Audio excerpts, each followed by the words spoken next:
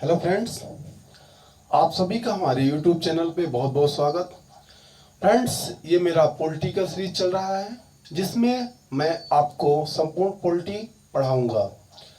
अभी तक मैंने 2 वीडियोस पहले से अपलोड कर चुका हूं जिसमें मैंने भारतीय संविधान की प्रस्तावना को डिटेल में पढ़ा था। उसके बाद मैंने अनुच्छेद 1 से लेकर 4 तक को डिटेल में पढ़ा था। इसमें हम भारतीय संविधान की नागरिकता, जो कि अनुच्छेद 5 से लेकर 11 तक को है, डिटेल से पढ़ूंगा। मेरा लक्ष्य आपको इस प्रकार से पॉलिटी पढ़ाना है ताकि दूसरे सब्जेक्ट के कंपेयर में पॉलिटी में आप कमांड ला सको और कहीं ना कहीं कंपटीशन पे आए हुए प्रत्येक क्वेश्चन को आप अच्छे से जज करके नंबर प्राप्त कर सको। यदि आपने अभी तक मेरे चैनल को सब्सक्राइब नहीं किया है तो प्लीज़ चैनल को सब्सक्राइब कर लीजिए तथा शेयर भी कीजिए उन लोगों को जिनको पॉलिटी की रिक्वायरमेंट है और जिनका पॉलिटी पे कमांड नहीं है। तो चलिए हम फिर पॉलिटी स्टार्ट करते हैं। तो जो नागरिकता है वो भारतीय संविधान के मैंने बताया कि 5 से 11 तक नागरिकता के जितने भी प्रावधान दिए हुए हैं कि किनको नागरिकता देनी चाहिए, कौन से नागरिकता के लोग कौन से नागरिकता के योग्य हैं, क्या विदेशी नागरिक को भी नागरिकता देनी चाहिए या भारतीय नागरिक को ही केवल नागरिकता देनी चाहिए। तो इनसे रिलेटेड जितने भी कॉन्सेप्ट हैं तो आप इनसे 5 से 11 तक अनुच्छेद में पढ़ेंगे, चाहे वो राज्य लेवल का, स्टेट लेवल की नागरिकता हो या सेंट्रल लेवल की नागरिकता हो या फिर विदेशों की नागरिकता हो, विदेशी नागरिकों की नागरिकता हो। तो इन सब को आप डिटेल में अनुच्छेद 5 से 11 तक में ही पढ़ेंगे। आपको जो नागरिकता से संबंधित प्रावधान है वो हमारे भारतीय संविधान के भाग 2 में है। जो नागरिकता का एकल नागरिकता का कॉन्सेप्ट है वो आपके इंग्लैंड से लिया गया है। हमारे भारतीय संविधान में जो एकल नागरिकता का प्रावधान है वो इंग्लैंड से लिया गया है, जबकि आपके अमेरिका में दोहरी नागरिकता का प्रावधान है। मतलब एक नागरिकता आपको सेंट्रल गवर्नमेंट देती है, केंद्र की ओर से दिया जाता है, और एक नागरिकता आपको स्टेट की ओर से दी जाती है जिस स्टेट पे आप रहते हो। यानी कि सेंट्रल की अलग होती है और स्टेट की अलग होती है, जबकि हमारे इंडिया पे केवल एक ही नागरिकता दी जाती है। यदि आपने सेंट्रल गवर्नमेंट की नागरिकता ले ली है तो आप स्टेट की लो न लो, सही है आपको।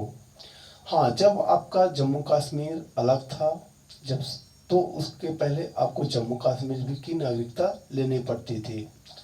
तो चलिए हम इन अनुच्छेदों को, जो अनुच्छेद 5 से 11 तक है, उनको विस्तार से देख लेते हैं। जो आपका अनुच्छेद 5 है वो ये कहता है कि आप किस कंडीशन में आपको नागरिकता दी जाएगी। तो यदि कोई व्यक्ति भारत में जन्मा हो या स्टार्टिंग से भारत में जन्म लिया हो तो भारत का नागरिक माना जाएगा, या माता पिता भारत में जन्मे हो या किसी नागरिक के वो न जन्म होकर उसके माता पिता ने भारत में जन्म लिया हो तो उसकी नागरिकता भारत की मानी जाएगी।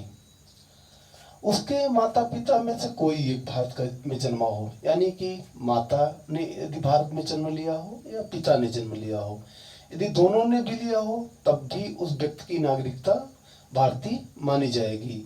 लेकिन दोनों में से कोई एक, या माता ने भी भारत में जन्म ले लिया हो तब भी भारत की नागरिकता मानी जाएगी, और ये माना जाएगा कि जो नागरिक है वो भारत का निवासी है, भारत के राज्य क्षेत्र में रहता है और भारत के राज्य क्षेत्र में इसका रहने का कानूनी अधिकार है। तो चौथा पॉइंट यह है, यदि कोई व्यक्ति संविधान लागू होने से पूर्व लगातार 5 वर्षों तक भारत में रहा हो तो वह भारत का नागरिक होगा।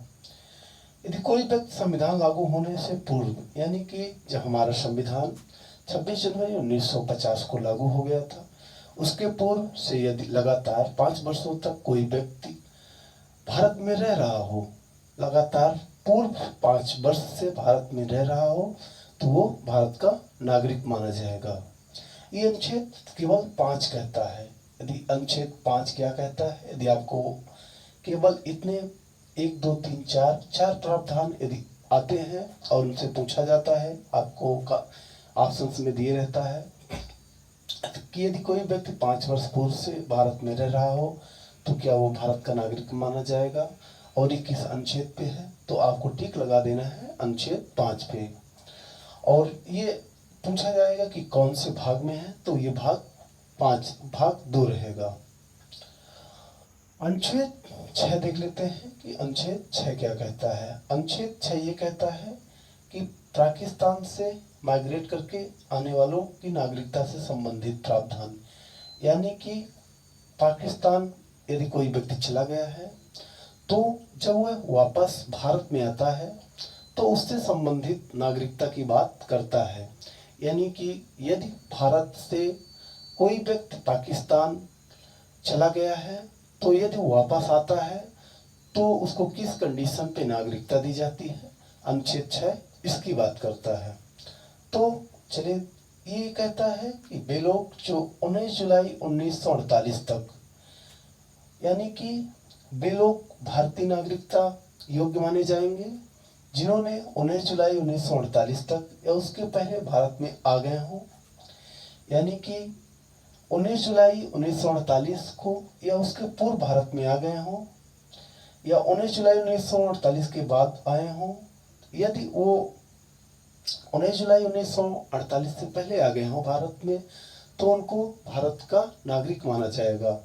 वहीं यदि वो 19 जुलाई 1948 के बाद आए हैं तो उन्हें भारतीय नागरिकता पाने के लिए आवेदन पत्र देना होगा। यदि आवेदन पत्र आपका सेंट्रल गवर्नमेंट एक्सेप्ट कर लेती है तो वो आप भारत के नागरिक माने जाएंगे। ये हमारा अनुच्छेद 6 कहता है। वहीं जो आपके अनुच्छेद जो वो 7 है तो ये कहता है कि पाकिस्तान से, भारत से पाकिस्तान को माइग्रेट करने वाले, जो कि मतलब यदि कोई व्यक्ति भारत से पाकिस्तान चला गया है तो उससे संबंधित नागरिकता की बात करता है। एक बार फिर से रिकॉल कर लीजिए कि मैंने बताया है कि पाकिस्तान से भारत को आने वाले की नागरिकता से संबंधित अनुच्छेद 6 बात करता है, जबकि अनुच्छेद 7 है वो आपके भारत से पाकिस्तान जाने वाले नागरिकों से संबंधित नागरिकता की बात करता है। कहता है कि 1 मार्च 1947 को जो लोग पाकिस्तान को चले गए वे भारत के नागरिक नहीं होंगे। यानी कि यदि कोई व्यक्ति 1 मार्च 1947 को पाकिस्तान चला गया है तो भारत के नागरिक नहीं होंगे। किंतु यहाँ पे किंतु जोड़ दिया है, किंतु यदि 1 जुलाई 1947 से पहले भारत आ गया हो तो वो भारत का नागरिक होगा। यहाँ एक पॉइंट बहुत ही इम्पोर्टेंट है, आप कॉन्सेप्ट के साथ देखिएगा कि कहता है कि 1 जुलाई 1947 को जो लोग पाकिस्तान को चले गए थे वो भारत के नागरिक नहीं माने जाएंगे। यानी कि यदि कोई व्यक्ति 1 जुलाई 1947 को भारत से चला गया है तो वो भारत का नागरिक नहीं माना जाएगा। जबकि यदि 1 जुलाई 1947 से पहले भारत आ गया हो तो भारत का नागरिक माना जाएगा। तो मुझे आशा है कि आपको समझ अनुच्छेद 7 आ गया होगा। चलिए अनुच्छेद 8 को देखते हैं। तो यहाँ पर यह बात करता है कि भारत में जन्मा हो किंतु विदेश में रहता हो तो ऐसे व्यक्ति को भारत का, यदि किसी व्यक्ति ने भारत में जन्म लिया हो किंतु वो विदेश में रहता हो और उसका भारत सरकार अधिनियम 1937 में से पहले या 1935 में उसका नाम रहा हो, जो भारत सरकार अधिनियम जब हमारे यहाँ अंग्रेजों का शासन था तो अंग्रेज यहाँ शासन करने के लिए हर एक 20 साल में एक अधिनियम बनाकर, एक्ट बनाकर किस प्रकार से भारत में हमको रेगुलेट करना है, अंग्रेजों को रेगुलेट करना है भारत को, इसके लिए वो अधिनियम बनाया करते थे, एक्ट बनाया करते थे। उन्होंने 1773 से एक्ट बनाना स्टार्ट कर दिया था। उन्हीं में से 19 है भारत सरकार अधिनियम 1935। तो अनुच्छेद ये कहता है 8 की यदि भारत में जन्मा हो, यानी किसी व्यक्ति का भारत में जन्म हुआ हो किंतु वो विदेश चला गया हो, तो ऐसे कंडीशन में यदि 1935 भारत सरकार अधिनियम 1935 के अंतर्गत वो भारतीय नागरिक है तो वो भारत का नागरिक माना जाएगा। अनुच्छेद 8 हमारा ये कहता है। अनुच्छेद 9 ये कहता है कि यदि कोई व्यक्ति विदेशी नागरिकता ग्रहण कर लेता है तो उसकी नागरिकता स्वतः समाप्त हो जाएगी। यानी कि ये कहता है कि विदेशी नागरिकता ग्रहण करने पर भारतीय नागरिकता स्वतः समाप्त हो जाएगी।